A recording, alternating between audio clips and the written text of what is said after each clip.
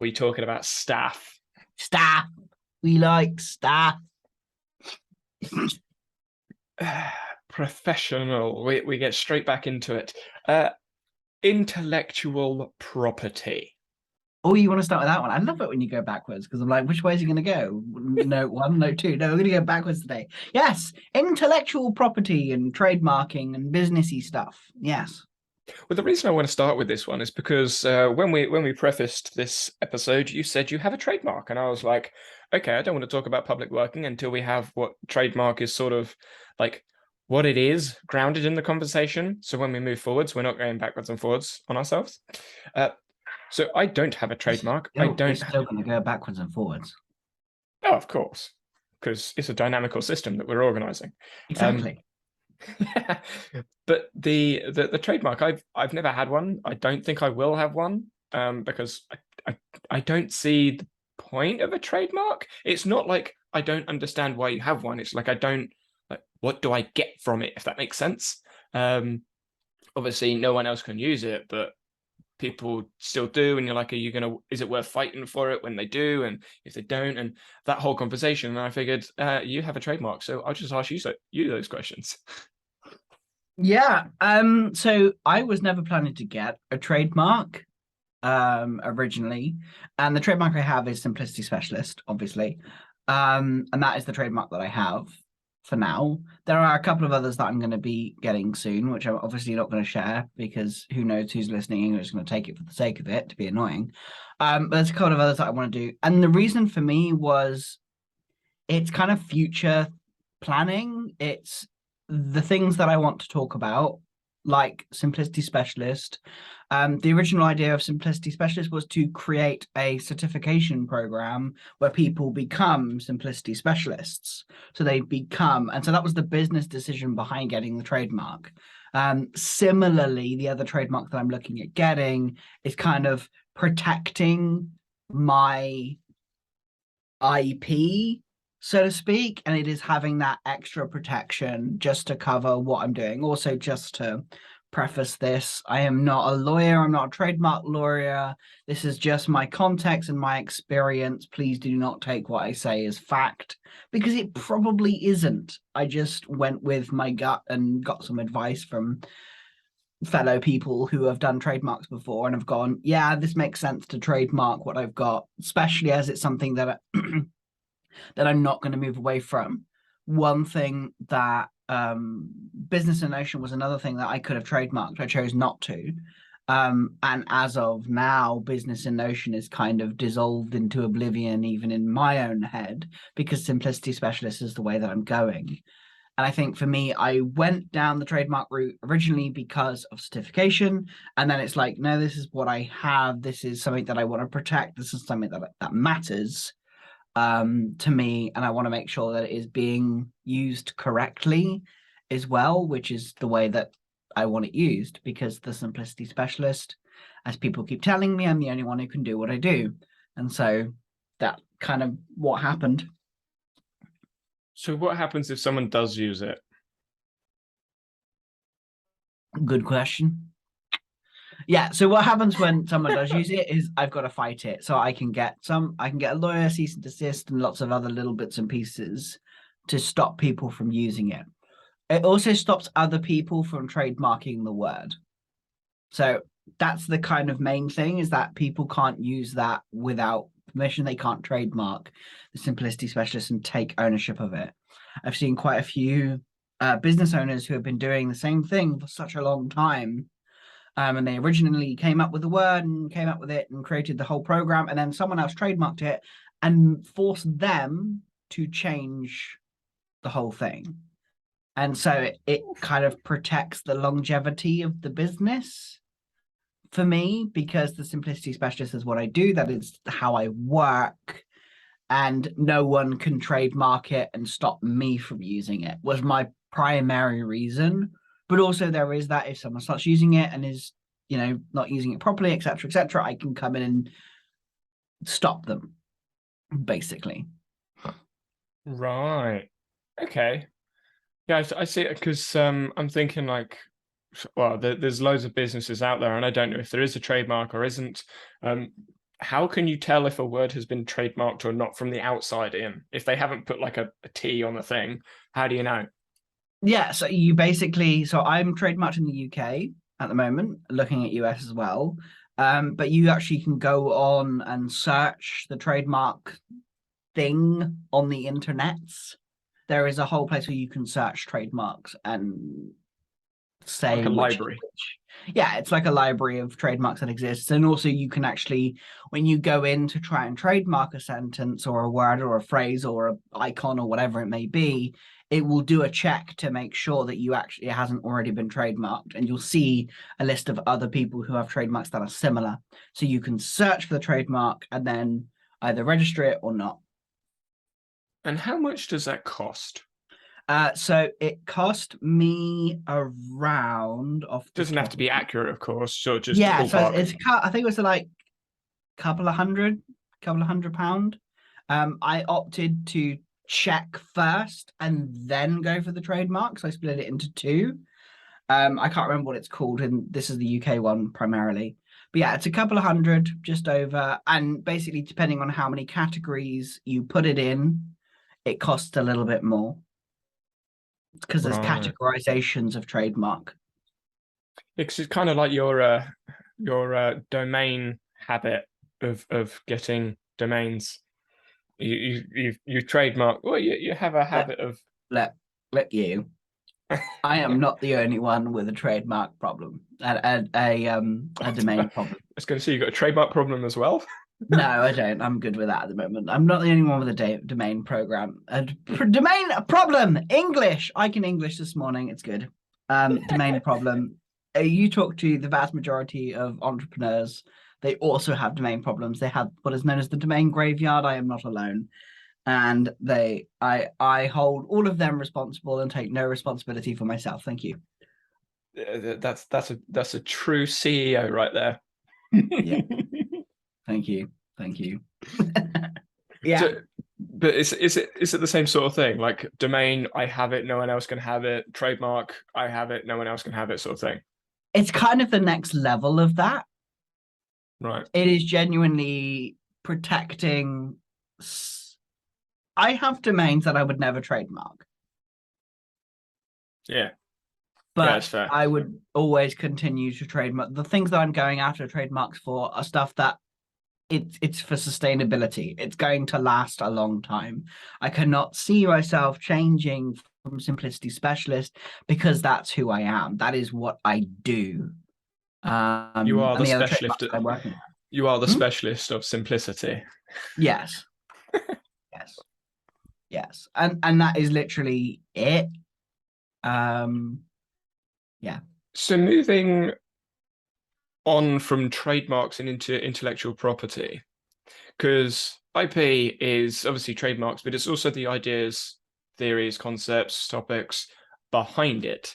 But I don't know if you can, I don't think you can trademark an idea rather than like a word or a brand or something. So the ideas behind Simplicity Specialist, I would see in my head as intellectual property.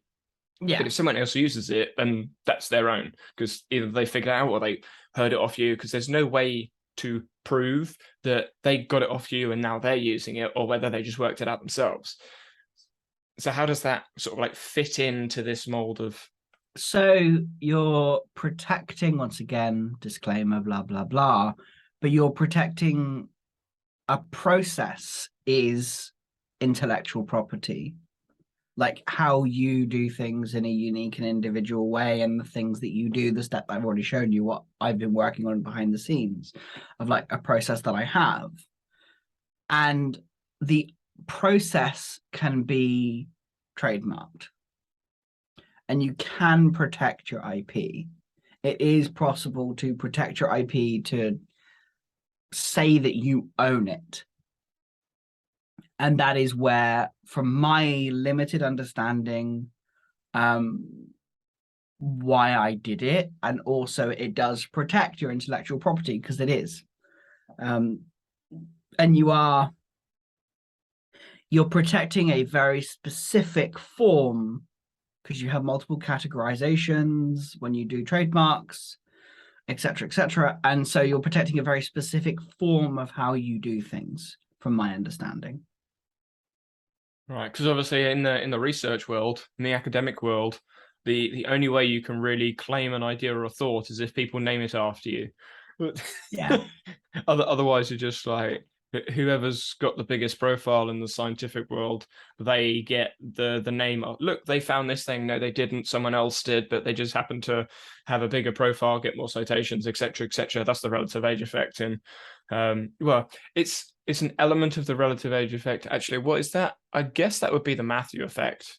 Yeah, this is part of my own research. I guess it's like the Matthew effect of the rich become richer and the poor poorer, because they have that upfront advantage inside of scientific research.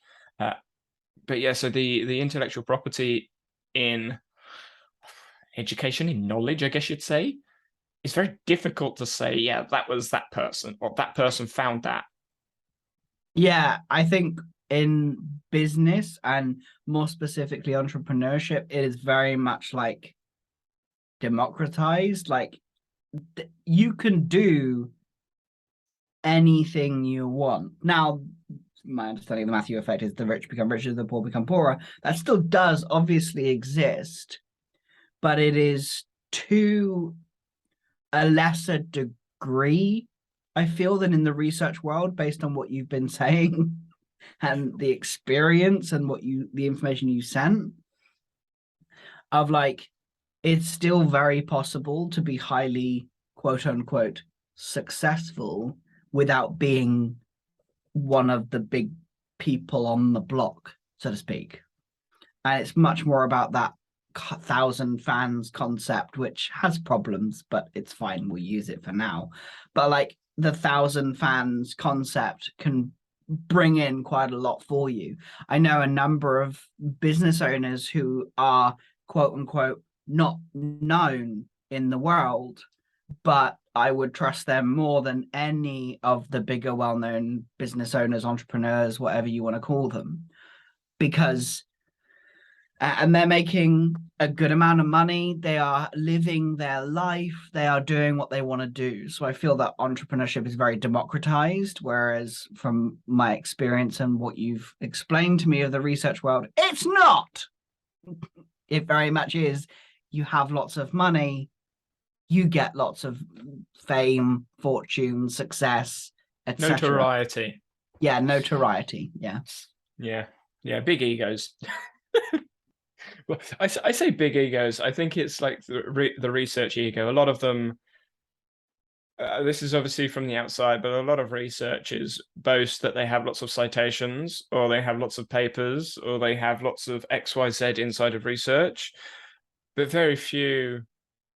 I would like they pride themselves in this one thing. Like, I have this idea, concept, topic, thing that I'm researching, and I know this thing better than anyone else because I'm the expert on this thing. And I feel that's what researchers do, whereas I'm more of a, hey, I know enough to get myself around that topic. I'm going to go do something else now and do another topic, and I know enough to get myself to around be there. dangerous. Exactly. That is pretty much my interest, is to know enough to be dangerous. Yeah, I mean, if I can say a couple of words related to the topic that confuse normal people, I'm good. I love that. I want to confuse you. Yep. I mean, you quite well-eyed individual was looking at my Zotero and spotted a paper that I read a while back now, called "Understanding Knowledge of Causes," basically. And the paper is in epistemology. It's looking at what knowledge is, what understanding is, and the traditional view of what understanding is knowledge of causes. If you understand the cause of something, knowledge of causes, then you understand something. And that paper explores 3 or 4 other perspectives. I will be doing a paper review on the YouTube channel, so look out for that one because it will be much more succinct, covering all the paper. But it goes on to say some issues with this idea of knowledge of causes, in that there are different levels of understanding because different approaches. There are different beliefs behind the understanding, and then inside of knowledge, if you believe knowledge is a justified true belief, you have the Gettier cases which go against it.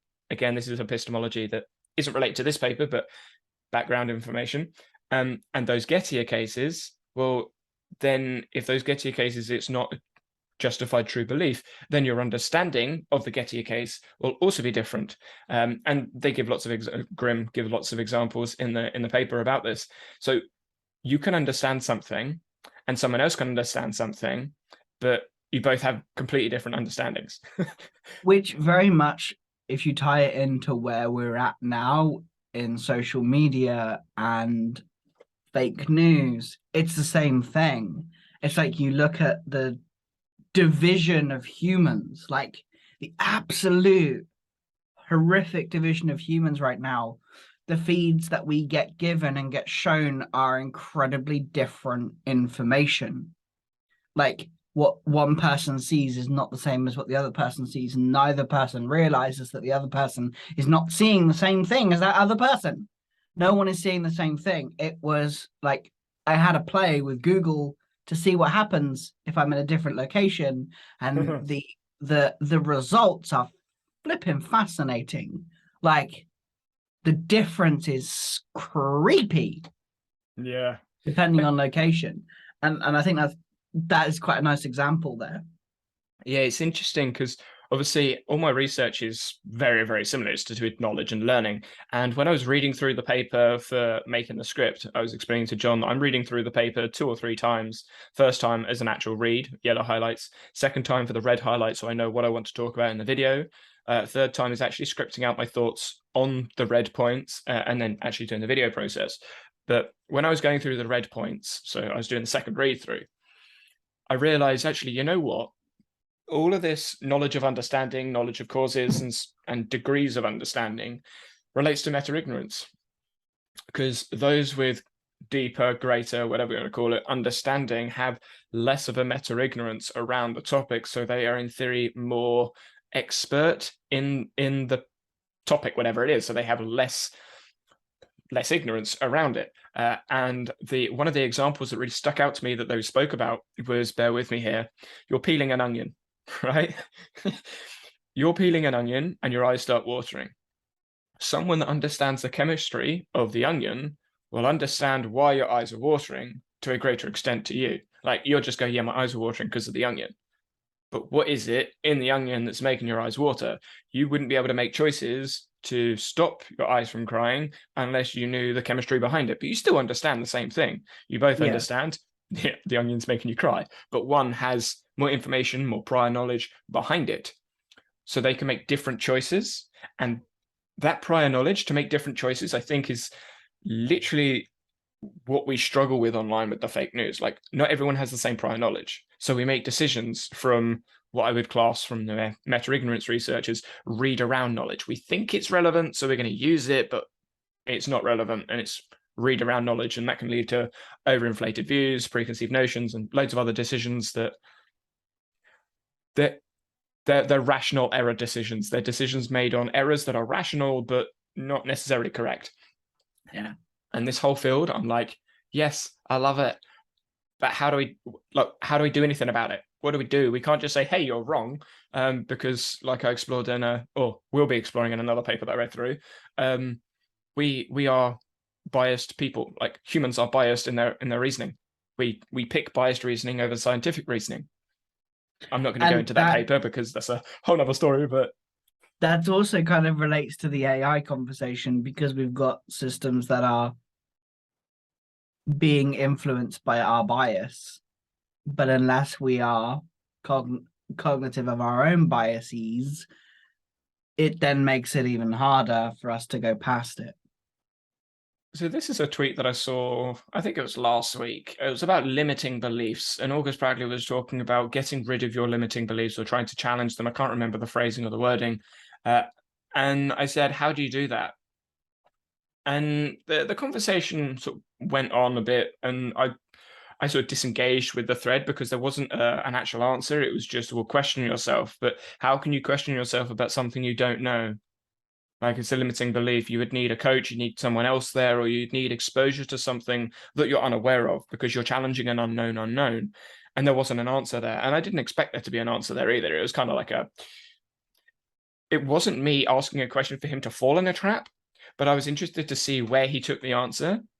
And he just kept saying, well, you got to question it, you got to push these things. And I'm like, but how do you do that? And that is where I think exposing yourself to something completely new, completely random, completely different is an advantage people that are curious have in challenging their limiting beliefs, because you don't know what you don't know. And if you don't go outside of your wheelhouse, you won't move anywhere unless you're speaking to other people. Hence communications communities that aren't just your community, which is why I go and speak to people that have drastically different views to me.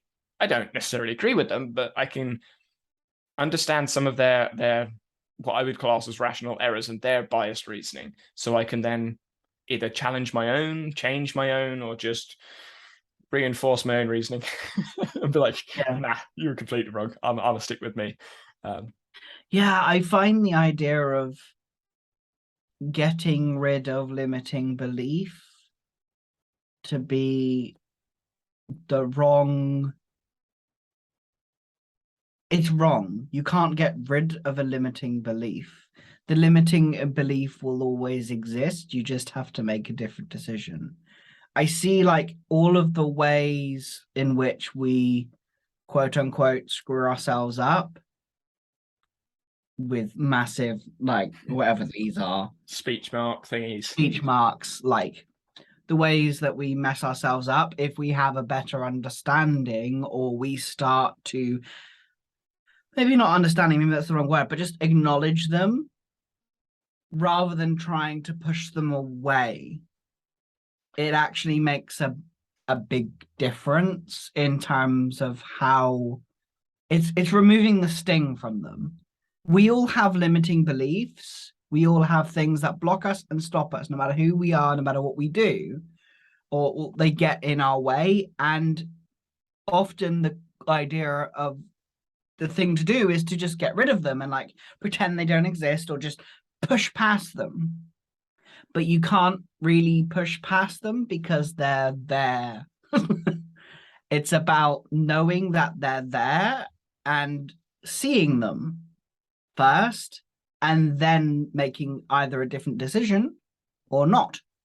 Like, and making a decision on what you want to do about it. ED perspective. Are you actually getting Yeah, me? You want me to go explain on. that in an ED perspective? Yeah, I'm curious to see where your head goes, because I was going to Oh! explain it that way, and I thought you were going to, but you didn't, and I was like, okay, how would you explain that from an ED perspective? Okay. I love being quizzed by you. It's fun. Well, I was going to explain it, and I was like, I want to see how you see this problem explained through ED. Well, it is. Okay, here's where my head goes.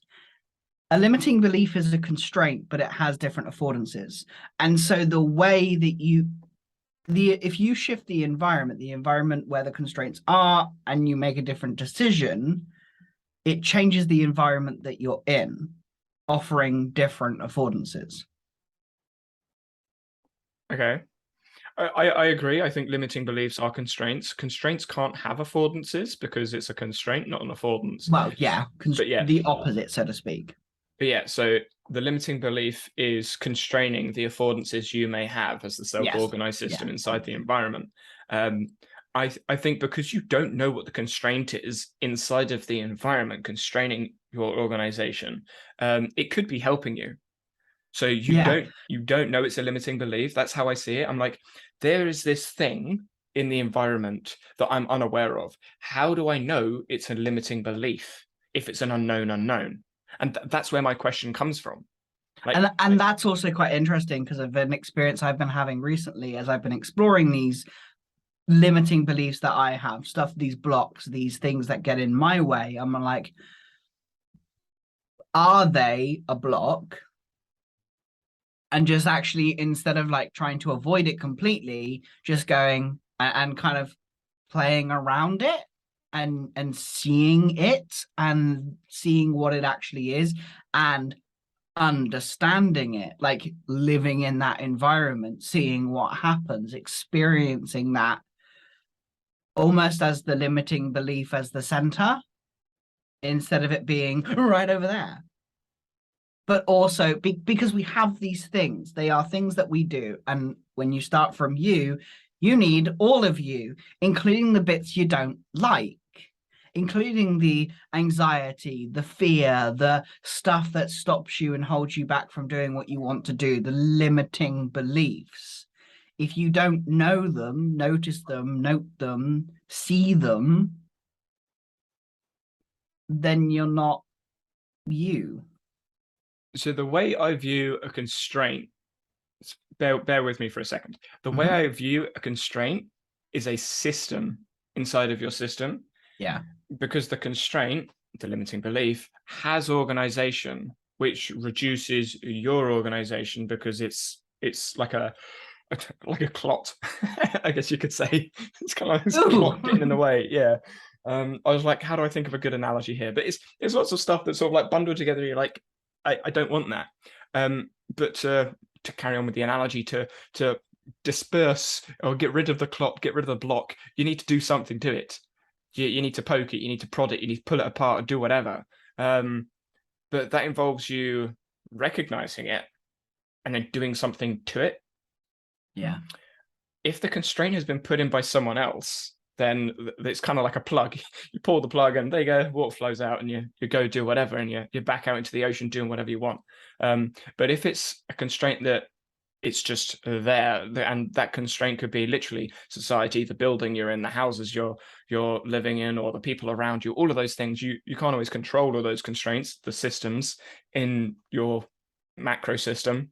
Then you need to poke and prod it so that it's organized well enough in your environment, or just like pushed far to the brim out the way, because everyone in the world is still part of your environment. Yeah. I can push some people as far away as possible, people that are not helpful. They're still a constraint, but if I have nothing to do with them, it doesn't impact my main, depending, like if you're looking at I think it's Bronfenner. Yeah, I think it's Bronfenner's research on systems. He uses systems in learning, and I think it's like micro, meso, macro, ecto, and then another one. But basically, your main circle, they're not there, so they're not impacting you enough. So yeah, I see a limiting belief as a systematic constraint of self-organized information and elements of information that you need to poke and prod to figure out what's going on. But to know it's there, recognition needs to happen, which is either a metacognitive activity or conversation with someone that's in there or over there, or also has that limiting belief. Yeah. And I love that. I have no more. I'm just like, yes. Okay. And I think this is the interesting thing about when you look on in the productivity space, and not even that actually, just in the personal development space, it's all about ridding yourself of things and getting rid of things and trying to remove them. But as you rightfully said, you can push it far away from your system, but it is still part of your system. Environment, yeah. And sorry, it's still part of your environment. Yeah. You can It push is it still out of your part of, system, but into yeah, your but it environment is still somewhere. part of your environment that exists, and it will probably come back. There's a reason it was nearby. Mm-hmm. I got asked a really interesting question over on Twitter. It was a DM, and they asked how. So, I assume they've been listening to the podcast because they asked about entropy in a system, and I was like, okay, cool, systems theory, here we go. And they asked, how do you get rid of or prevent entropy in productivity? You can't. Well, that's you do ish, because entropy is essentially chaos in a system. So the environment's all over the place, and entropy is the system decaying back into the environment. So how do you prevent that? Well, maintenance, effort, right? And their question was, how do you do that with minimal effort?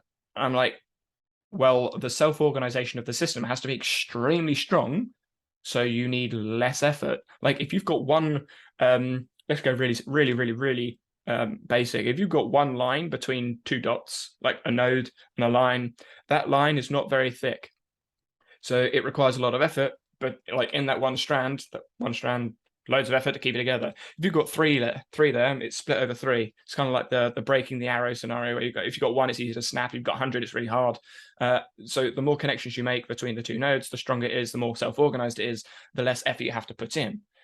And that literally summarizes what productivity is. The more connections and organization you have in your system, the less effort you need to put into it, which is simplicity. Simplicity isn't breaking it down so you've got one connection. Oh, It's I building it up. know. Thank you. Yeah, I've ranted about this so much. Do you use that Simplicity, analogy? minimalism. Hmm? Do you use the analogy of the arrows? I did not. That will be Okay. used. I like that. That's very good. I love that analogy actually. Yeah, and that is the thing. Everyone uses simplicity as a shortcut to less or minimalism. And it's not. Simplicity is on the brink of chaos.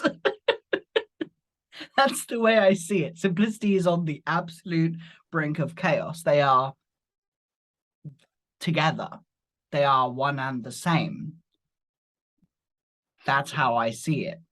Yeah, I think the traditional view of simplicity and productivity and all that sort of stuff is putting the bits that you want together. That's it. Mm, There's no practice, mm, enhancement, mhm. maintenance, effort. That all of that stuff sort of disappears. And when you see like all the wellness conversations, you need to do this and relax over here. Yeah, but what about the effort you got to put in? People say reduce the effort. Well, if you reduce the effort, it means you got to put the effort in somewhere else. Otherwise, entropy, because it's a thing, will happen and your system will dissipate and it will go back into the environment and be chaotic again, which you don't want to happen, which is what you're trying to avoid something that happens without doing the thing that stops it from happening. And you're like, kind of like face palming a little bit. Like, you can't avoid it without doing something. And then once you've done it enough, the amount of effort is less over time because you've done the upfront work. Like every system, I know this is very theoretical at the moment, bringing it into a practical example. Obsidian, Notion, Rome, Remnote, whatever tool you're going to use, the upfront work, if you do it well, I don't want to say right because there isn't a right way to do it, but if you do it well, less effort needs to be put in later on. Like in my Obsidian, I literally do no maintenance. I just do it. But to start with, I put in a lot of work to figure it out. Same with Notion. Notion's a little bit different because you can fiddle around and play and change and adapt and mold all over the time and all over the place. I think Obsidian, you can also do the same thing, but it's a mindset shift. I think the Because you can affordances in use Notion. Sorry, yeah, go on. I was going to say I think the affordances in Notion are they're more prominent. So using the line Mm, analogy, I would say like if you've got a dot in Obsidian and a dot in Notion, in Obsidian you got 3 or 4 strands between the other dot, whereas in Notion it's just one because you can so easily switch it to something else. yeah, that is true. That is I think the best and worst possible thing about Notion is when you need Yeah. flexibility, you can have it, but sometimes that flexibility just can get in the way of doing what you want to do. Yeah. You need to Yeah. make those connections and strands to solidify the organization before really using it. Whereas in Obsidian, I think those strands are already fairly solid. Similar with Rome and stuff. Whereas Notion is because it is such a builder of a tool, those Yeah. strands are quite thin and you can very easily chop and change them, which is an Yeah. affordance, but also is limiting. Can be. Yes. Yeah. Yeah. Yeah. I just simplicity. It's way fun. I love it. Yeah, you'll have to use the arrow analogy. I will. Thank you. Yeah. That'll be a podcast. Yeah. Moving into the public working research work journey stuff, second section, that was the first section. Yep. Um I on my Theory in practice. There you go. yeah, as I said to you before, I've changed my videos because a lot of the stuff that I'm talking about is confusing. And when I try and put it all together, as we've just discussed, prior knowledge isn't there from a lot of viewers, and they're like, yeah, I don't get it. So I'm trying to work in public, but working in public, obviously, there is the question about intellectual property. Am I stealing other people's intellectual property if I'm sharing their research, or is someone else going to steal my intellectual property if I am creating connections between one research and another research? I think it's an interesting conversation about working in public, what you should share, shouldn't share, couldn't. What are your thoughts? It's a decision to make. and there are consequences. Well, it is. There's no right answer. There is. It's understanding the consequences of what you decide. That's the important part. Is like, if you work in public, you work in public. For me, I've always found working in public a bit showmanship. I don't think that's quite the right phrase I'm looking for, but it's very like ego driven. There's a risk it can be very ego driven. And so I find the working in public idea, it doesn't fit me, it doesn't suit me. I'm quite a quiet, private person. I like sharing what I have, but not to everyone, because, and not from a standpoint of like not wanting to show all of my workings, but also from a standpoint of the amount of time it takes to share what I have is more than I'm spending more time sharing what I have rather than doing it, which I think for me is what I'm more interested in doing is the action, is the movement versus the sharing everything. So working in public for me is, would it be easier on my business if I shared everything in public? Probably yes, but will I know?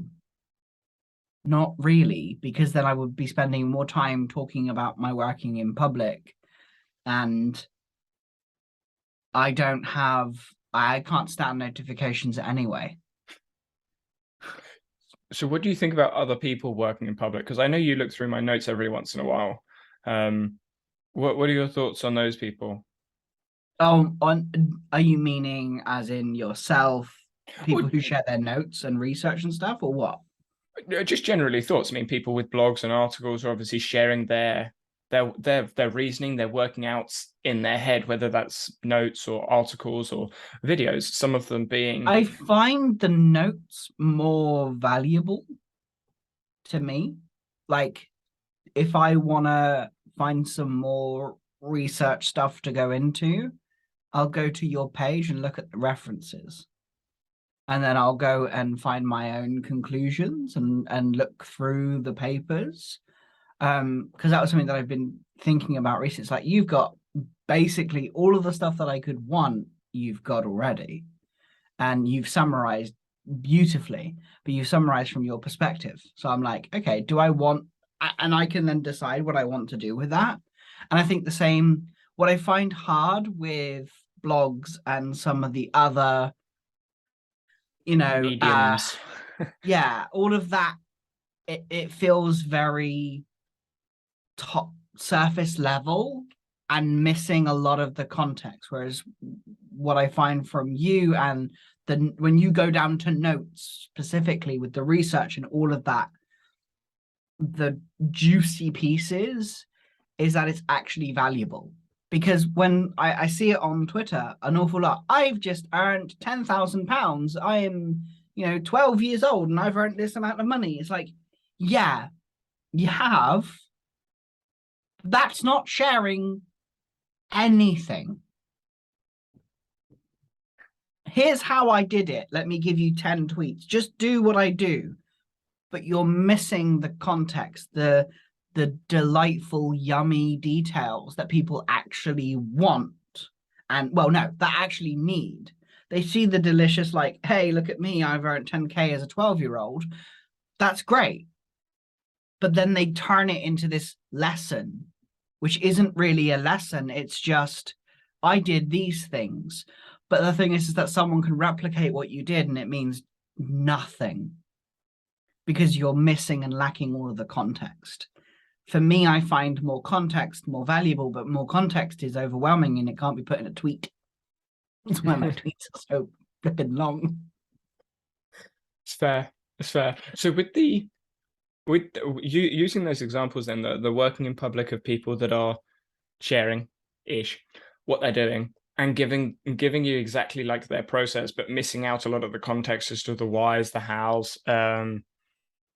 What would you class that as? Would you class that still as working in public? Just, do you think they're deliberately hiding the context? Obviously, this is guessing what they're doing. But yeah, I don't know whether they're that deliberately hiding. There may be some deliberate missing out of little pieces because it sounds cooler, and summarization and making it as simple as possible and bite-sized so people retweet and share it so that they get more famous. I think there is a bit of like that, but also I don't know for sure whether they even know what they I don't know whether they even know the context. And that's the interesting thing. That's what I'm more interesting. Do they realize why it's working? Do they know why this is working? They're saying they're processing the beautiful tweets that are sexy and delicious, and we all love a little bit of that. But do they know why? Because what happens is they share the surface level hacks, tips, and tricks versus going deeper into a place of like, this is how I work, this is why I work. Something that I'm experimenting with my podcast is actually everyone, a lot of the advice I've been getting and a lot of people have been saying, talk about the tools you use, because people love the tool talk. They love to hear about the apps that I use. And I'm like, I have been resisting that forever because it's annoying. It's like, I use this tool. Oh, let me go sign up. There's no context with why I have these tools. And so something that I'm doing on my podcast, and I recorded one today, I got a couple more to record, of like where I'm actually talking about the story behind the app. Because one, stories are fun, and telling stories is great, and I enjoy that, and I'm a pretty good storyteller. And then you actually get my context instead of just the app. And then from there, I can do the stupid, annoying tweets. Like, it's an option to do that. And for some people, just having the surface level is fine. And I get that. And that's okay. But I think there needs to be a deeper context there. And for me to do the surface level kind of working along, sharing my journey, there needs to be context. Therefore, I think that's something that we have said from the very beginning of this podcast. Contexts matter so much. And that is like, yeah. I mean, the definition of effective coaching that I always go back to, because I mean, I heard it like first year undergrad. I think I've shared it with you. Yeah. I've got a video coming out on it as well, like on the paper, but it's context is the very last bit. Consistent application of professional, interpersonal, and intrapersonal knowledge to improve athletes' competence, confidence, connection, and character in specific coaching contexts. You're like, well, that's important. And using an analogy for what you were talking about there with your workings, inside of maths at school, lots of people know, oh yeah, we need to use the Pythagoras theorem. How many people actually know what that is? Oh, it's a squared plus b squared equals c squared. Oh, is that Pythagoras, or is that just the formula you remembered? What does the squared bit mean? What's a? What's b? What's c?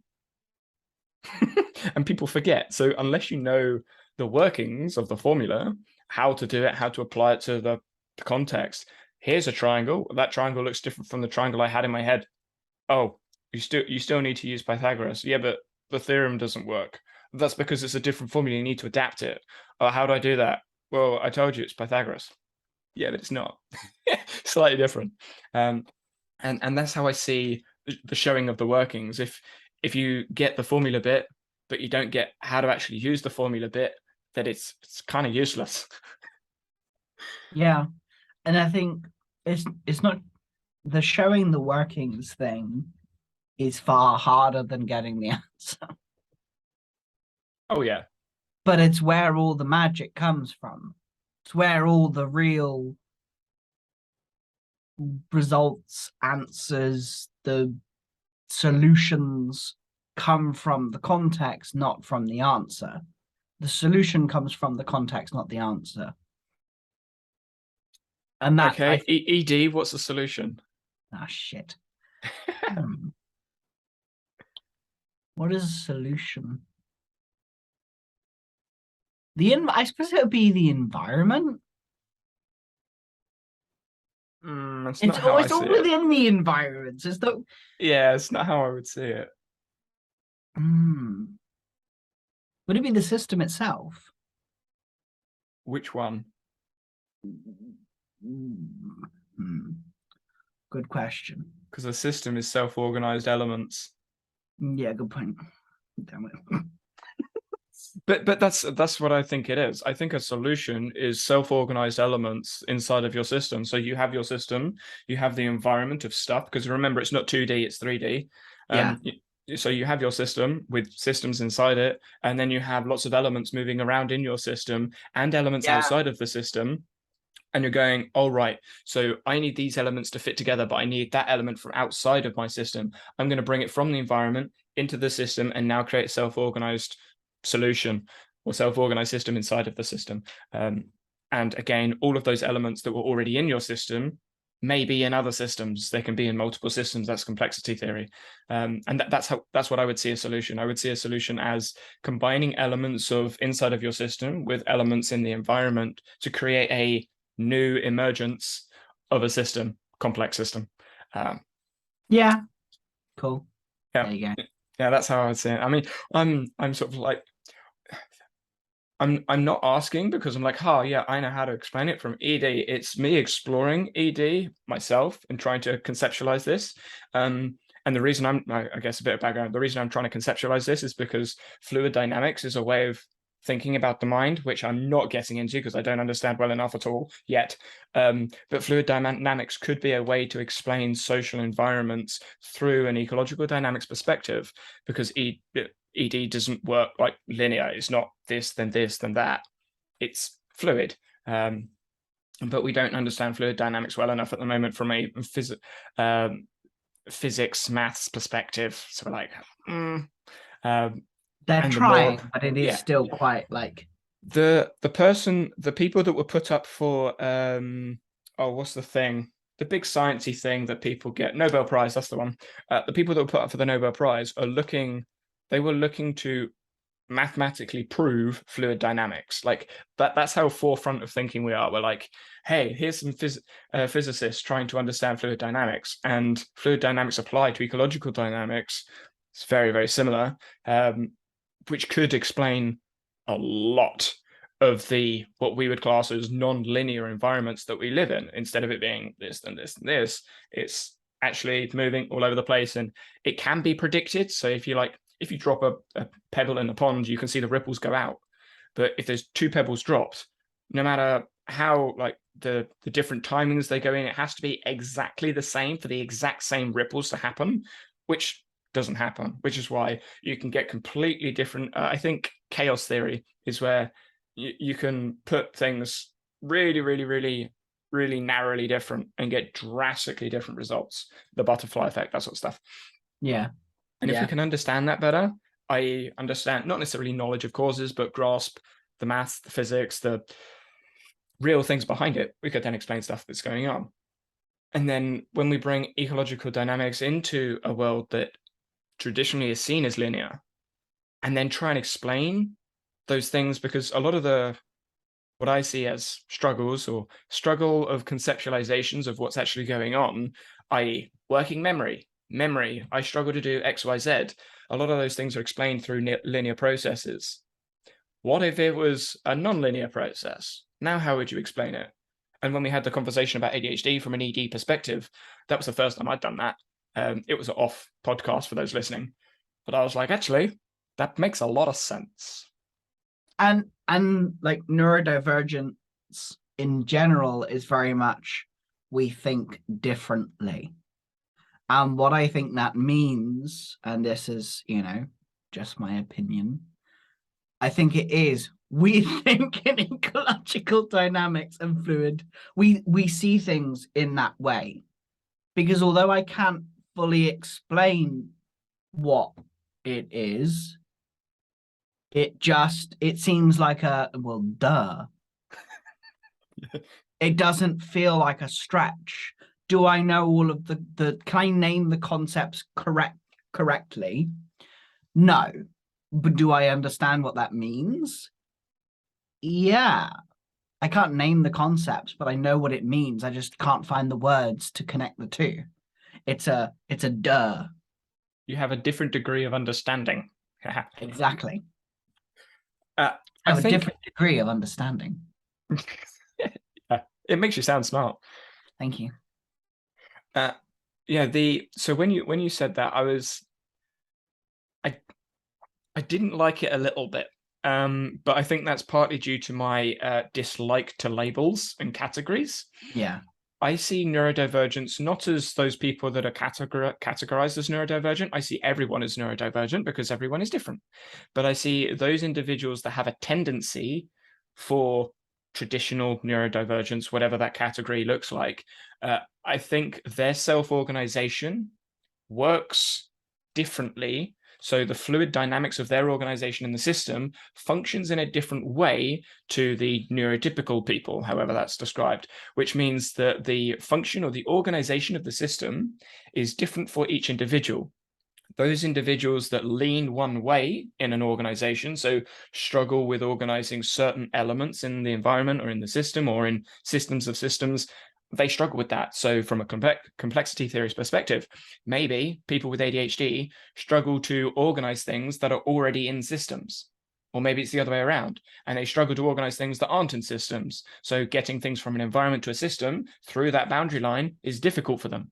If it is, then we can still explain it the exact same as a neurotypical person. It goes from environment into system. But that process of going from environment to system, there is more friction because of something, whether it's dark matter, I have no idea here. But the process is different. Maybe the barrier is thicker for individuals with ADHD because of constraints, something in the environment, the boundary line being thicker for whatever reason. Maybe it's thinner for whatever reason. I don't know, but those sorts of interactions between the fluid dynamics of the system, environment, and elements is different. But it can all be explained for everyone. That's how I see it at the moment. Yeah, and I agree to a certain degree.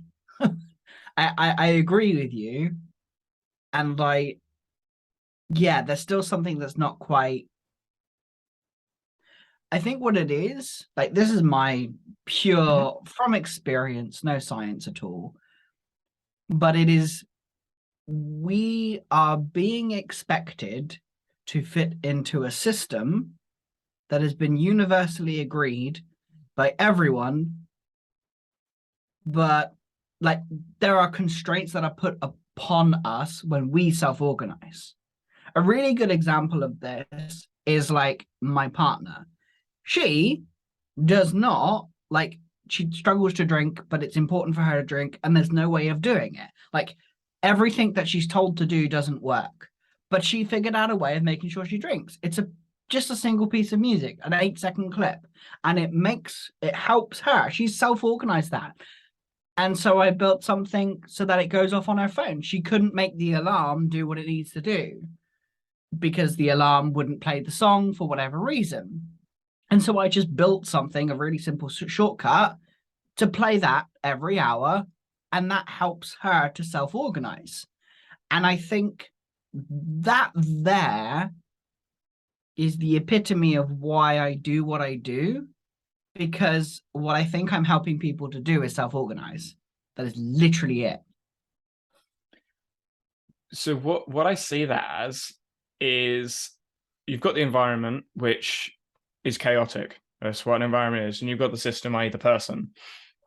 And you are the mediator, the coach, the helper, to connect the dots, the parts, the elements between the environment and the system. And that's what a coach should do. That's the whole point. That's ecological dynamics, constraints-led approach to coaching, blah, blah, blah. That's what they're meant to do. I think what you raised is I think it's potentially a preconceived notion about what a system is, but the system that, i.e. the living system, the systems that we live in, the society, blah, blah, blah, is built for other people. I don't think it's built for other people. I think it's built for the people that built it. Like it's organized for them. Yeah. Yeah. So that is more accurate. Yeah. So it suits them rather than the others. But there are loads of others. And I think it's the person's ability to organize their elements in the same way as the other organization. And if you can't organize your elements in the same way as them, well, then you're not going to fit that system because you can't organize it. And being able to organize it that way, some people just can't do it. Hence neurodivergence. So I would see the system that's been built is a system that might not necessarily be accessible to some people because of the organization, the way the organization has worked. Maybe there are elements in there that just don't fit. They repel. Again, this is fluid dynamics. Some parts, when you put them in a pond, they fly off. They're completely opposite directions, but they're meant to be together. It doesn't work. And that's how I see it. Some people, there are elements that just do not match. Sometimes you can work around it with really long connectors that go all over the place, but most of the time, nah, they're just different directions. It just doesn't work. So I think everyone is neurodivergent, whatever that category, whatever that word means. But some people don't fit some environments because there are elements that just don't connect or can't connect for whatever reason. And no amount of habit formation is going to help with that. Well, I think there it comes down to how do you make the connection, and is the connection worth making? Because you could probably get the thing to happen, but it would take so much energy because it's so far away, so much effort that you wouldn't be able to do anything else and it wouldn't be productive. Yeah. Like, is that trade-off worth it? It's like building a bridge like all the way around the world. Is there any point? No, I'm just going to go from country to country instead. Yeah, I'm going to use the bridges that have already been built. But doing that, if you go by like train or by car to somewhere that's really far away, it takes a lot of effort, a lot of fuel, a lot of energy. You get tired through it, or you could get a plane. That's how I see it. And I see those people with ADHD, autism, the neurodivergent spectrum, they're trying to take cars to the other side of the world where everyone else is trying to take a plane. That's how I see it.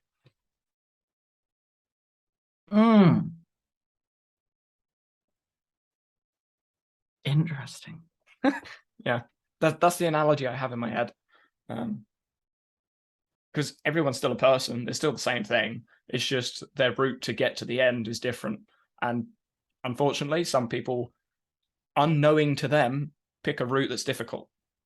Or they're scared of flying, they don't like flying. Oh, this is going with the analogy, of course. But if they're scared of flying, they don't like flying, or they can't get on a plane, it's not close enough to them to get on the plane. So do you see the plane as, in this analogy, as the right decision? No. What do you see it as? The quickest solution. It's the quickest. It's the quickest solution for A to B. Mm-hmm. But if you want to go elsewhere, i.e., if you want to go, I don't know, explore the countryside, explore different parts along the journey, it may take you longer, but you now understand where you got there. Mm-hmm. Which I think describes quite well neurodivergent individuals and their journey to a place. It's not a, I'm going to go from A to B. I'm not going to go from an airport to an airport. I'm going to go from a station to a town to a city to a countryside because the sat nav took me all over the place, and then I finally get there, but it took me 2 hours longer. Cool. Do you agree, disagree, or you're pondering it still? Yeah, still pondering. I think I get what you're saying, but also there is a block. I agree, but I don't have a formed reasoning there. I have a but I don't know. I can't explain it. Yeah, no, that's understandable. And it's the way I would see that is, I think, this is me guessing, I think that's a preconceived notion of your conceptualization of what something was. And you're like, I don't know. Yeah. I agree. I think it is. Yeah. So, but yeah, and I don't think I'm changing anyone's mind or changing anything new or doing anything different. It's just a different way of looking at the same problem. Yeah. Which is, it was linear. This is a non-linear approach. How do I get that? Which is learning. And I still don't get it. I may sound like I understand exactly what I'm talking about, but this is just things that's going around in my head that makes sense to me at this moment in time. Who knows? In 2 weeks' time, I may be like, nah, ADHD people are there. They're actually getting on a plane going the other direction. Who knows? I don't think it is, but Yeah, fair enough. nice. I think that rounds us out quite well. Nice. Yes. Uh, yeah, we still haven't come up with an ending. No. We can't use keep them coupled. I don't know. Bye. Bye.